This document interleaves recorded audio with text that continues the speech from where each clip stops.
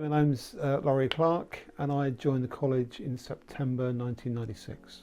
Well, my first memories that come to mind were the Elliott huts, and it was a case of you'd walk in the door and you'd wonder, hopefully, if you had enough buckets to catch the rain coming through the roof. My name is Kath Oliver and I actually started working here at Penwith College in 1995. I actually taught when I first came here to college on the bottom of that building, and that's in that building most of our formal evening classes took place. I started at Penwith College in 2004. I came in and taught 3 hours a week, a makeup class. We used to call this the quad, but that used to be packed full of students sitting around in the sun. Oh, absolutely lovely.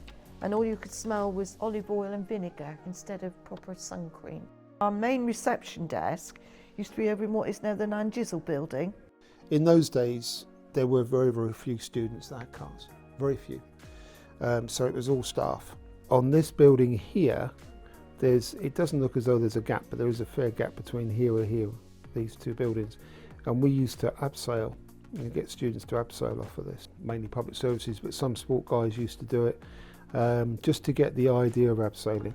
I love this college as a member of staff, as again I've been a student. What's happened at Penwith, the regeneration of Penwith when we merged, what a fantastic building that we're blessed to be in, overlooking the views of Mounts Bay. When I came here, never really saw the view of the bay. You never really noticed it because of the way the buildings were.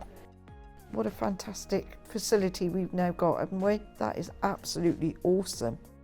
That's the back of the Porthcurno building, I'm pretty sure, because it's got the round windows. This is the Senin building, yeah, and that's Lamorna in the background, look, and that's the curb then for Gwenver. I can actually see when that's lit up at night, it looks like a spaceship. I actually love this campus, all parts of it. I mean, the view is stunning everywhere you go, but I just think it's such a friendly atmosphere here in the college. Everybody knew each other. It was like a family, because I'm an ex-forces person, so I came from a family, if you like, and then came here, and it was like going from one family to another.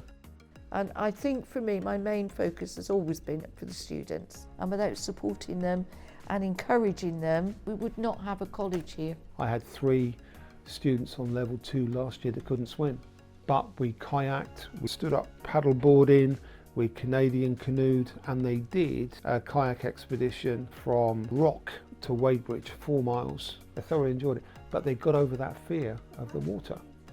Jack was a business student. He was very, very shy.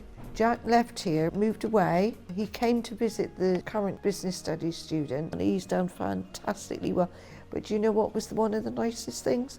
When he came into college, because he obviously came to meet one of the current lecturers, and he came and he put his arms around me and he said, "Thank you for encouraging me." Oh, I felt about 6 foot tall. I've never been that tall. When a student says that, or a former student says that, that's what we're here for, aren't we? Yeah, it's little things like that that really bring it home, how important this place is and what we do.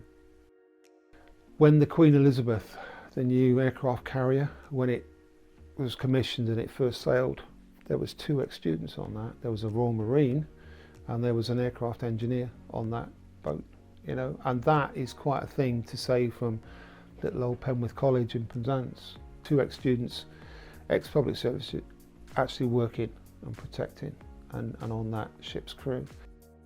My favourite memory of all time is when we were called in by Martin Tucker after we merged with Truro to be told that we got outstanding status. That is something that I remember that moment so clearly, and that was actually the most prominent moment.